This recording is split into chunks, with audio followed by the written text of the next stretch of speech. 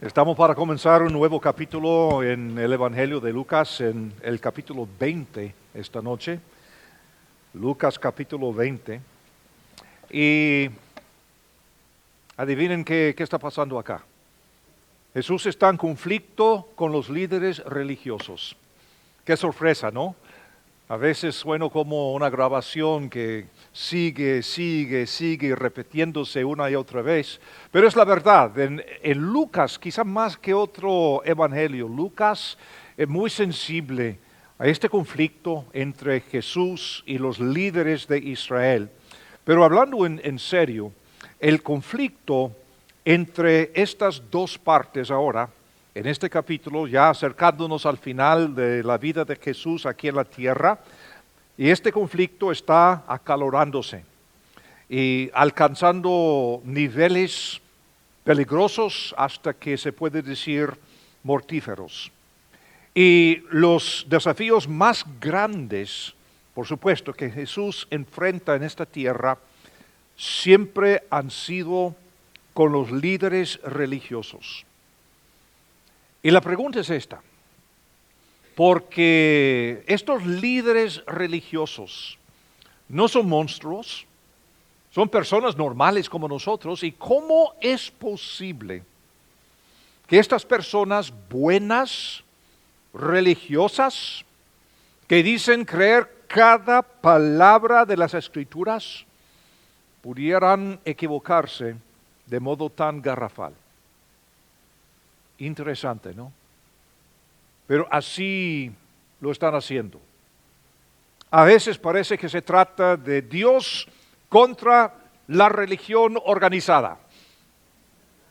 Y seguramente hoy en día es un tema para muchas personas que han tomado la decisión de salir de la religión organizada y francamente no los culpo en algunos casos. O sea, es cierto que viendo muchos grupos, algunas iglesias, algunas religiones, etcétera, viendo esto digo, no, gracias, no. Yo prefiero seguir al Señor Jesús, pero como vimos el domingo antepasado, en la mañana, la iglesia no es el invento humano, es el plan de Dios, así que no podemos abandonar la iglesia, pero lo que sí podemos hacer es aprender cómo hacerlo bien. Cómo ser la iglesia según el plan de Dios. Esta es la idea. Y en Lucas capítulo 20, lo que vamos a ver esta noche es una batalla por el control y la autoridad. Este es el asunto. A los líderes religiosos les encantaba gozar de posición, poder, títulos, control. Andaban bien con todo esto. Es lo que buscaban en muchos casos. Y honestamente, con mucha frecuencia, abusan de su autoridad. Ahora les voy a decir algo muy importante. Cuando estamos hablando de conflicto por el control y la autoridad y todo eso, ellos buscan la autoridad, les encanta la autoridad. Esta es la diferencia. Jesús es la autoridad. Esta es la diferencia. Jesucristo es la autoridad. Hay personas hoy día que consideran que autoridad es una mala palabra. Y supongo que esto se debe a los muchos que han abusado de su autoridad. Y como digo, sucede. Sucede en la política, en la sociedad, en las escuelas, en las iglesias, en las familias. Siempre hay y siempre habrá personas que abusan de su autoridad. Pero lo que quiero que aprendamos del ejemplo de Jesús es lo siguiente. Solo cuando tienes una relación recta con Dios, puedes tener confianza en tus otras relaciones, tanto las buenas como las malas. ¿Qué quiero decir?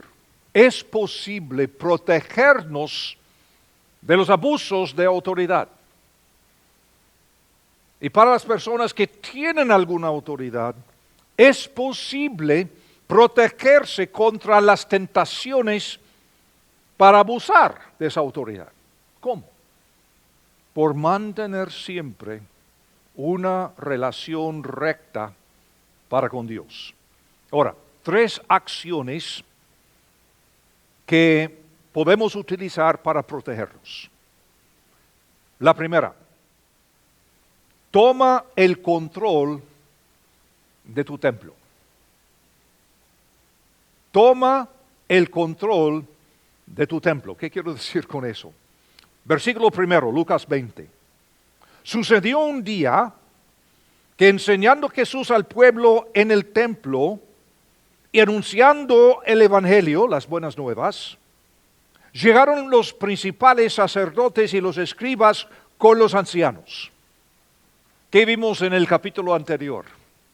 Vimos a Jesús retomando control de su templo, limpiando el templo. ¿Por qué? Porque había personas en el templo que estaban abusando de su poder y mucho. Entonces Jesús está restableciendo su autoridad, su control del templo. ¿Por qué? Porque está en las últimas horas de su vida y su plan es enseñar a su pueblo en su templo. Porque el plan original de Dios ha sido desde el principio que el templo fuera el lugar en donde Dios y su pueblo podrían encontrarse. En este lugar santo, este lugar apartado para este propósito. Y Jesús acaba de limpiar el templo. Como digo, gente abusando de los adoradores en el templo. Era el lugar donde se daba la revelación de la verdad, la justicia, la adoración y el testimonio de Dios. Jesús limpia el templo, reclamando así su justo lugar y para poder estar enseñando, como lo vemos acá en versículo 1. Algunos de los conflictos más grandes de la vida giran en torno al tema de la autoridad. ¿Cuántos de ustedes han tenido adolescentes en su casa? ¿Verdad? Es una de las batallas más grandes que estos chicos están madurando, luchando con muchas tentaciones y muchas circunstancias y los padres que supuestamente saben mejor. Hay muchas batallas en los hogares, ¿no? También en el trabajo, también en la política, bueno, en casi cualquier esfera de la vida. Muchos de los conflictos tienen que ver con el tema de la autoridad. Ahora, pensemos un momento en lo que está pasando acá. Jesús está enseñando en el templo y llegan sacerdotes, escribas y otros más para enfrentar al Señor en el templo. La autoridad de los sacerdotes, ¿de dónde viene? El sacerdote judío es sacerdote por haber nacido sacerdote, por ser descendiente de Aarón. Es decir, su poder, su autoridad viene de su nacimiento. Los escribas en aquel entonces son aquellos que tienen autoridad por su conocimiento de las escrituras que viene de su educación formal. Entonces basan su autoridad en su educación formal. Ahora, la educación tiene importancia vital sin duda, pero por sí sola no te da la autoridad. Igualmente es una bendición nacer en una buena familia. Y de vez en cuando viene con ciertos beneficios. Pero no quiere decir que eres mejor ni peor que otros. Interesante que la presencia de representantes de los sacerdotes, de los escribas y de los ancianos, probablemente indica que se trataba de una delegación oficial y formal del Sanedrín, que es el concilio oficial de los judíos. No es su gobierno en sí, porque, por supuesto, están bajo el control de Roma. Roma está allí, un ejército de ocupación que está en Palestina en este entonces, y muy sabiamente daban lugar al Sanedrín para gobernar asuntos de su religión, pero hasta ahí no más. La palabra en versículo 1 que se traduce llegaron estas personas, es un vocablo griego que implica algo que sucedió repentinamente, lo cual implica que esto no fue un encuentro por coincidencia, sino que ellos probablemente venían acompañados por un destacamento de la guardia del templo, porque lo que Jesús hizo el día anterior fue algo de mucha importancia. ¿Cómo se atreve reclamar el templo? Este hijo de carpintero, este Galileo, según su pensar, aunque nació en Belén. ¿Cómo es posible? ¿Cómo se atreve? Entonces a lo mejor es una delegación oficial formal del gobierno religioso de los judíos. Ahora, hoy, según las Escrituras, de manera tanto individual como colectiva, somos tú y yo el templo de Dios. Esta es la enseñanza de la Biblia. Hoy día no estamos pensando tanto en un edificio que podría construirse en Jerusalén, ni en Washington, ni en Buenos Aires, ni en ningún otro lugar del mundo. Porque la Biblia dice claramente que nosotros, los creyentes en Cristo Jesús, individual y colectivamente, somos el templo de Dios. Tremendo. El primer asunto al estudiar la Biblia es determinar lo que se dijo en el contexto de las personas que originalmente lo escucharon. Solo entonces podemos determinar cuál es su aplicación para nosotros hoy día. Y en este caso, lo que estamos viendo acá en Lucas 19, Lucas 20, Jesús mismo sugiere una verdad totalmente nueva. Y tanto Pablo como Pedro después declaran con mucha claridad lo mismo. Esto que acabo de decir, que colectivamente, individualmente, nosotros que creemos en Cristo Jesús somos el templo de Dios hoy. Él está en nosotros y nosotros estamos en Él. Pregunta para nosotros, para tú, para mí. ¿Se está usando tu templo para el propósito correcto? Este es el asunto acá. Jesús entra en el templo, lo limpia. ¿Por qué? Porque los líderes y otros más estaban abusando de su puesto, su posición, su monopolio en el caso de los mercaderes, para abusar de su poder. Y Jesús dice, no. Tu cuerpo, tu alma, y el cuerpo de Cristo, la iglesia, es el templo de Dios hoy día. Y la pregunta para nosotros es si estamos usando el templo individual, el templo colectivo, para establecer la verdad, la justicia, la adoración, el testimonio de Dios. Honestamente hay creyentes genuinos, auténticos, salvos, que caen en error y usan su templo para sexo ilícito, para drogas, para abusos de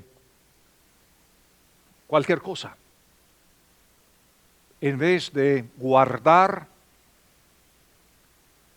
el propósito del templo, darle gloria y honor al único Dios. Hay un versículo muy conocido en Apocalipsis capítulo 3, versículo 20, que se usa muchas veces en el evangelismo, pero nada que ver. Es una carta que Jesús escribió a una iglesia, la iglesia en Éfeso, y dice ahí: "He aquí yo estoy a la puerta y llamo. Si alguno oye mi voz y abre la puerta, entraré a él y cenaré con él y él conmigo." Pero la ilustración es fuerte porque aquí vemos a Jesús fuera de su iglesia, tocando la puerta queriendo entrar. Y la aplicación podría ser colectiva o podría ser individual. Aquí la pregunta no es para el inconverso, es para el creyente que está usando el templo para propósitos ilícitos. Colectivamente, individualmente, no importa. En nuestros templos individuales, ¿le damos la bienvenida a Jesús? ¿O tenemos habitaciones cerradas con llave para que Él no entre? Así era la casa de mi juventud y mi niñez. Cuando yo tenía, ¿qué digo yo? Unos 8, 9, 10 años, algo así. Fuimos a la casa de mi abuela para vivir. Mi mamá, mi papá, mi hermano menor y yo. Amo a mi abuela. Ya tiene muchos años de estar con el Señor. Era una mujer muy inteligente, muy capaz. Y que tenía problemas muy serios, emocionales, mentales. Luchaba con algunas condiciones que hoy en día podrían diagnosticar como no sé qué. Pero resulta que nuestra casa fue un lugar más como fortaleza. Ella estaba cambiando la casa todos los días, poniendo una pared acá, quitando otra pared allá. Fue un caos total, siempre. Y por eso cuando amigos míos querían visitarme fue imposible. Porque nadie tenía permiso entrar en ciertos lugares de la casa. Cuando me casé, llevé a mi novia a mi casa y le fue imposible entrar en más de 1 o 2 habitaciones por mi abuela. Fue una situación para mí bastante vergonzosa, difícil, pero cada vez que pienso en este pasaje, pienso en mi casa de niño. Había ciertos lugares cerrados y muchas vidas así son. Llegamos a la iglesia, te amo Señor, cantamos tus alabanzas, pero tenemos dentro de nosotros lugares cerrados bajo llave. Ahora claro, Él es Dios, Él sabe todo lo que está pasando, pero mentalmente estamos con estas mismas maquinaciones de mi abuela, pensando que no, Dios no puede entrar acá. No, Dios no puede descubrir lo que estoy pensando. Ya lo sabe. Qué absurdo, pero así pensamos. Así pensamos. ¿Y cómo es posible que los mercaderes y los sacerdotes y los líderes, los ancianos de Israel, cómo es que no sabían lo que estaba pasando en el templo? Por supuesto que sí. Justificándose, pensando que todo estaba bien, pero Dios todo lo sabe. Y en nuestras vidas individuales también. Así que la primera acción es esta: tomar el control de tu templo, asegurándote que Jesús está bienvenido en cualquier parte de tu vida, en cada momento. Segunda acción: vivir bajo la autoridad correcta. Versículo 2. Y le hablaron diciendo los líderes a Jesús: dinos, ¿con qué autoridad haces esas cosas? ¿O quién es el que te ha dado esta autoridad? Y como digo, esta batalla es por la autoridad. ¿Quién la tiene? Los líderes judíos están molestos porque ven a Jesús como una amenaza para la autoridad y el control que ellos ejercen sobre el pueblo.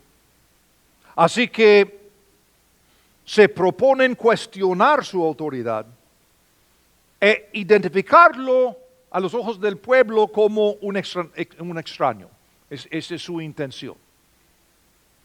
Desean mostrar que su autoridad, es decir, los líderes religiosos, es superior a cualquier autoridad que Jesús pudiera reclamar para sí. Porque todavía no entienden que Él es la autoridad. Pero en su vida tan oscura, con sus habitaciones cerradas bajo llave, están pensando que van a mantener el control y la autoridad sobre el pueblo. Los líderes religiosos, como los políticos, como los oficiales de la ley, como muchas personas, frecuentemente se sienten tentados a utilizar su autoridad para controlar el pueblo. De paso, no soy inmune a esta tentación. Ni tampoco el hermano Marco, ni tampoco el pastor Tim. Somos seres humanos. Y es una tentación para cualquier persona. El padre de familia, igualmente. Muchas veces la tentación es reclamar más autoridad que se debe. Pero la pregunta, por tanto, es correcta. De hecho, es la única pregunta. ¿De dónde viene esta autoridad? El asunto básico no es tanto quién tiene la autoridad, sino ¿de dónde viene esta autoridad, Jesús? Los sacerdotes están pensando, nuestra autoridad viene de nacimiento. Y los escribas pensando, por nuestra educación estamos acá. Y aquí están en presencia de Jesús, quien es la autoridad. Y ellos no lo quieren reconocer. Pero la pregunta es la correcta. ¿Qué es la autoridad? ¿Cuál es su definición? Les digo lo que no quiere decir. No quiere decir que yo tengo la autoridad, así que estoy por encima de ti y te toca obedecerme sin preguntar. No. Aunque uno de los significados principales de autoridad es la virtud o derecho de dar órdenes, tomar decisiones y obligar la obediencia en la esfera que a uno le corresponde. Claro. Si yo soy maestro en el aula, pues yo tengo cierta autoridad. No te puedo decir qué hacer en cada fase de tu vida, pero mientras estás en mi aula, yo tengo la autoridad, tienes que obedecer lo que digo, y si tienes algún problema, pues puedes hablar con mis superiores o con tus padres o puedes salir. Básicamente. Autoridad, muchas palabras. Jefe, poder, jurisdicción, mando, control, cargo, dominio, gobierno, soberanía, supremacía. Pero no estamos hablando de esto aquí. No es el asunto básico. Porque nuestro tema es, fíjense, la fuente de la autoridad. ¿De dónde viene? Otro significado de la autoridad es el poder de influir sobre otros, especialmente por el estilo de mando del individuo o por el conocimiento reconocido que tiene acerca de algo. Pero nuestra naturaleza pecaminosa tiende a rechazar la autoridad que fuera. Padres, maestros, gobierno, policías y todo esto. Pero la Biblia dice totalmente lo opuesto. En Romanos capítulo 13, Pablo dice que toda la autoridad genuina ha sido delegada por Dios y sirve para protegernos. Toda autoridad genuina. Y a veces es difícil de aceptar. Ahora, es muy interesante aquí en este país porque hace algunos años atrás los republicanos decían, Obama, ¿cómo es que llegó a ser presidente? Y ahora son aquellos, los demócratas, que están diciendo, ¿y Trump, cómo es que ha llegado a ser presidente? Y aunque uno detesta ambos, o lo que fuera, porque aquí no estamos hablando de la política, el Señor está diciendo, no, ninguno de ellos tiene la autoridad, yo la tengo. Y yo voy a usarlos como me dé la gana, para llevar a cabo mi agenda del reino eterno, para bien o para mal. ¿Alguna vez te han puesto una boleta por exceso de velocidad? No tienes que levantar la mano. Pero ¿no es un poco humillante cuando el oficial tiene menos años que tus hijos? Pero es la autoridad. Y está trabajando para protegernos y proteger a otros. Y por eso tenemos que respetar la autoridad. ¿Hay oficiales que abusan de su autoridad? Claro que sí. ¿Hay ocasiones en las cuales no debemos obedecer? Sí, las hay. ¿Me da el derecho de obedecer solo cuando yo quiero entonces? No. Pero si me pide hacer algo contrario al mandamiento claro, fíjense en la palabra claro, de las Escrituras, me toca obedecer a Dios antes que a los hombres. Si se trata de un pormenor que hay personas que creen esto, que creen en el otro, no. Pero hay ciertas cosas en la Biblia que claramente se establecen. No matar, no mentir, no robar, etc.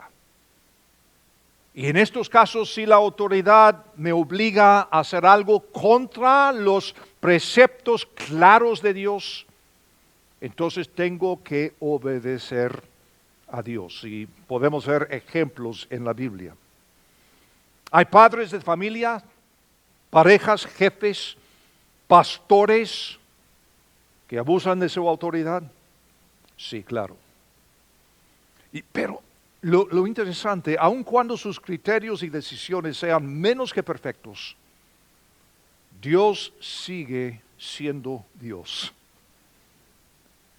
Y Él sigue siendo la autoridad final y hasta que Él puede usar nuestras equivocaciones para llevar a cabo su plan.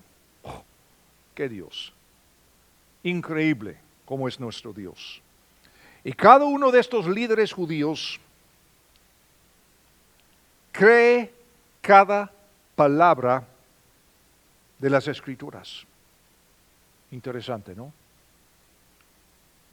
Tengo que confesarles que cuando yo era más joven, yo tendía desestimar a muchas personas que tenían puntos de vista diferentes sobre cosas relativamente menores. Tuve que crecer y madurar y entender que hay muchas cosas en la Biblia, que hay personas buenas y espirituales en ambos lados, o posiblemente hay 4 o 5 lados en cuanto a cierta cosa, porque nuestro entendimiento no es perfecto. La Biblia sí es perfecta, cada palabra totalmente perfecta. Lo que no es perfecto es nuestro entendimiento. Entonces, por eso, cuando se trata de estas cosas, cuando hay personas espirituales que aman al Señor por este lado y personas espirituales que aman al Señor y en los dos lados creen la Biblia, hay ciertas diferencias. Cuidado, cuidado, demos lugar al Señor. Él es la autoridad, no yo. No tengo autoridad yo, ni tampoco el pastor Marco, para decirte qué hacer, con quién casar, cuál será tu carrera, cómo vestirte, cosas así. No, lo siento mucho, no tenemos esa autoridad. Pero hay pastores, desafortunadamente, que tratan de imponer esta clase de autoridad. Pobrecitos.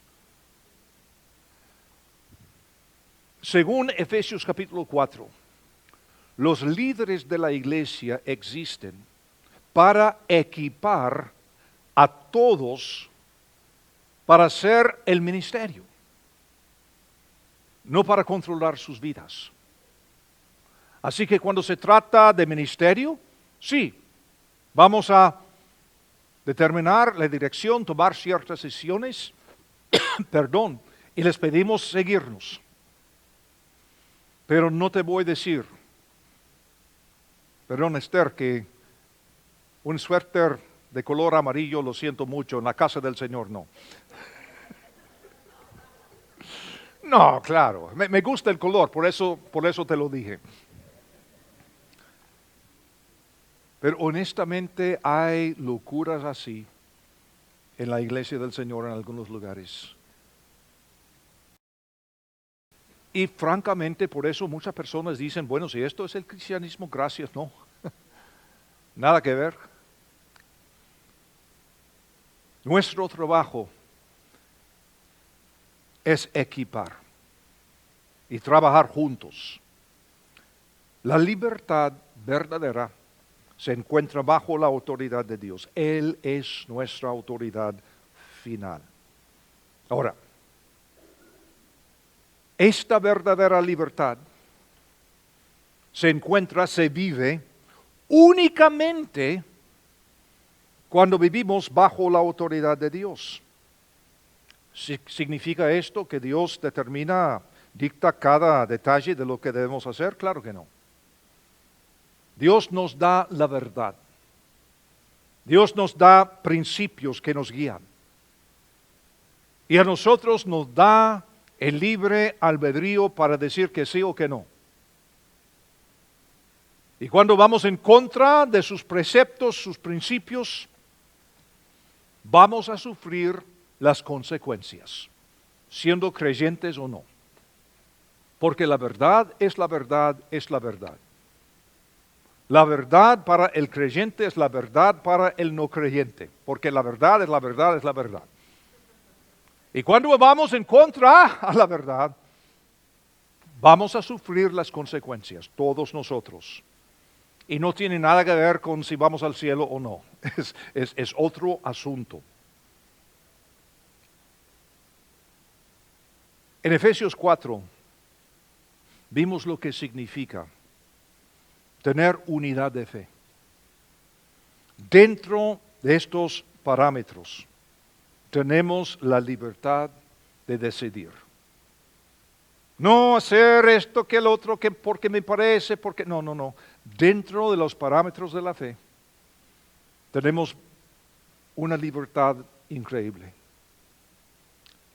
Tomar control de tu templo y vivir bajo la autoridad correcta en realidad son dos aspectos de la misma acción.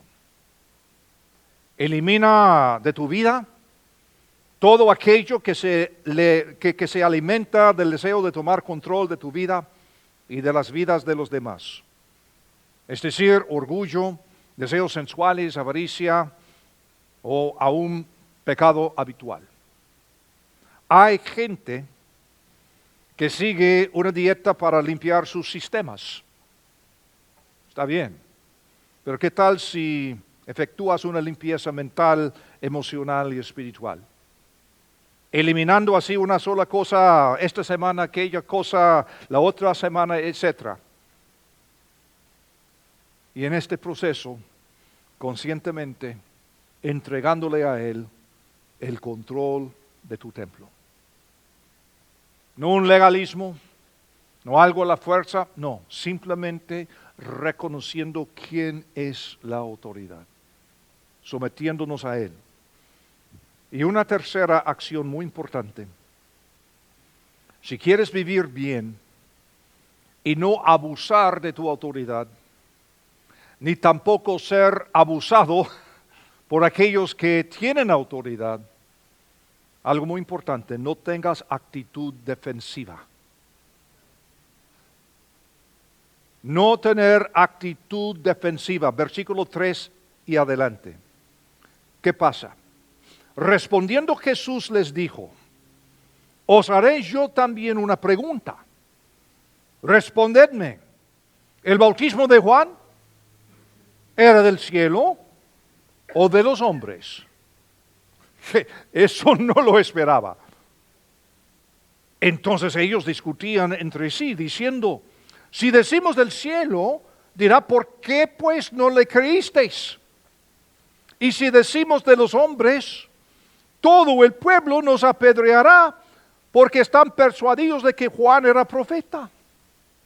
Y respondieron que no sabían de dónde fuese. Entonces Jesús les dijo, yo tampoco os diré con qué autoridad hago estas cosas.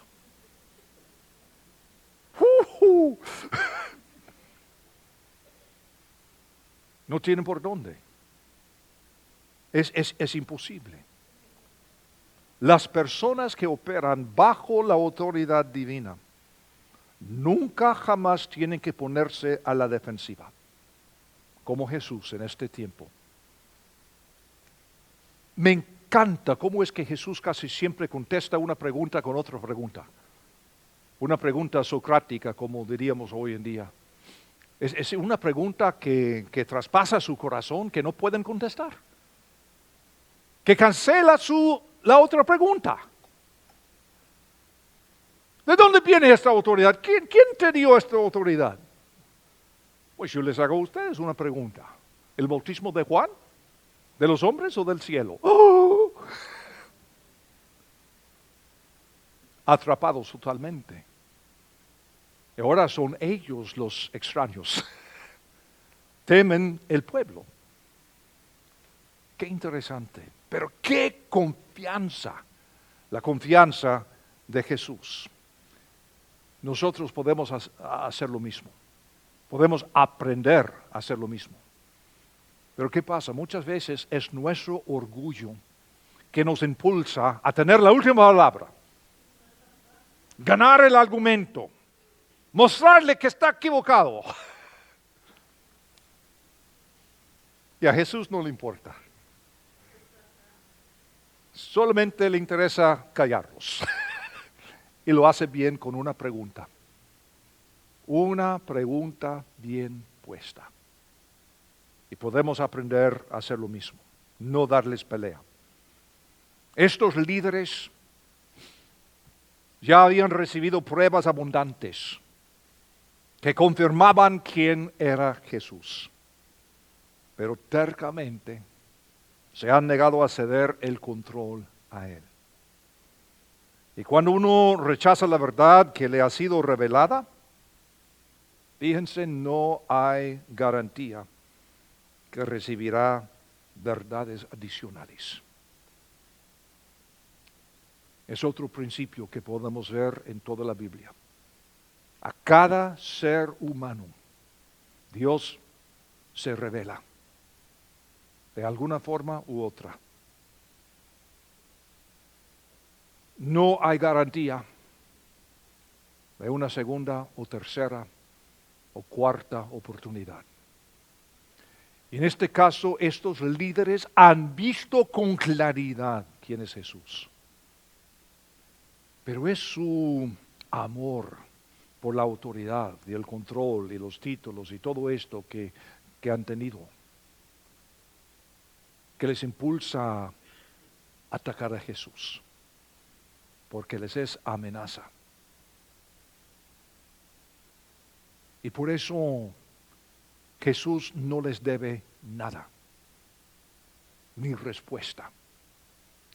Y cuando uno anda bien con Dios y lo sabe, no le debe a nadie respuesta,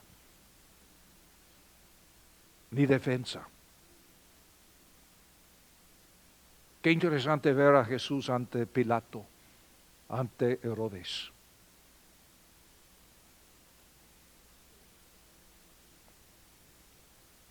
Sin defensa. Sin defensa. ¿Por qué? Porque Él es la autoridad. Y tiene una confianza tal que no le interesa tener la última palabra. La tendrá algún día. Pero está bien. Él sabe lo que viene. Las personas confiadas no tienen que ponerse a la defensa. Piénselo. Jesús sabe precisamente quién es y que su autoridad proviene de Dios el Padre. Y nosotros, al entregar nuestro control a Él, podemos tener la misma confianza. A través de los siglos hay muchísimos creyentes que ante persecución, amenaza de muerte, que se han mantenido firmes sin tener que ofrecer defensa, enojarse, tener la última palabra, y muchos, por supuesto, han hecho el último sacrificio. Tú y yo somos perfectamente capaces de tener faltas de criterio. Y por eso en la multitud de consejeros hay sabiduría. Por eso tenemos necesidad unos de los otros. ¿Qué hemos dicho? Tomar el control de tu templo, vivir bajo la autoridad correcta y no tener actitud defensiva. Y cuando estamos viviendo así, no vamos a abusar de la autoridad que tenemos en Cristo Jesús. Y tenemos autoridad. Oigan, tenemos autoridad hasta sobre los demonios. Pero no tenemos que hacer un show. No tenemos que probarle a nadie la autoridad que tenemos, porque estamos viviendo bajo control. El templo limpio. Jesús, bienvenido en el templo. Y al ser atacados, respondemos con una pregunta también. ¿Quién te dio esta autoridad? Bueno, te voy a hacer una pregunta también. Y en este momento te aseguro que el Espíritu Santo de Dios va a poner en tu boca precisamente la pregunta apta en ese momento, para callar a las personas que quieren cuestionar tu autoridad. Y no tenemos que tener actitud defensiva, sino andar con confianza como nuestro Señor Jesús. Qué lindo tener confianza. Padre Santo, gracias por esta confianza. Gracias por el ejemplo de nuestro Señor. Señor, perdónanos nuestras muchas ofensas. Señor, pienso en mi propia vida, momentos de desestimar a otras personas por tener opiniones contrarias en asuntos que en realidad no importaban tanto. Señor, enséñanos a madurar, a crecer y vivir de tal manera que no tenemos que tener esta actitud defensiva, sino que podemos andar con confianza total. Y posiblemente, Señor, alguien está escuchando estas palabras ahora mismo y no tiene confianza, porque no tiene una relación genuina contigo.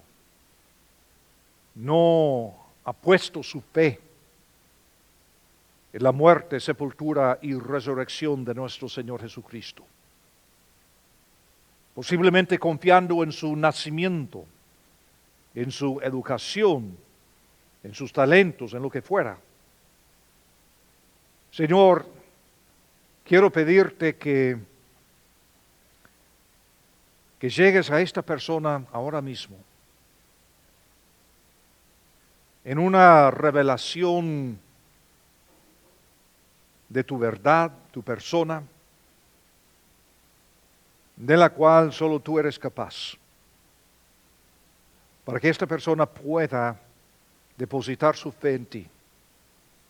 Y todo esto te lo suplicamos en el nombre precioso de nuestro Señor y Salvador Jesucristo. Amén.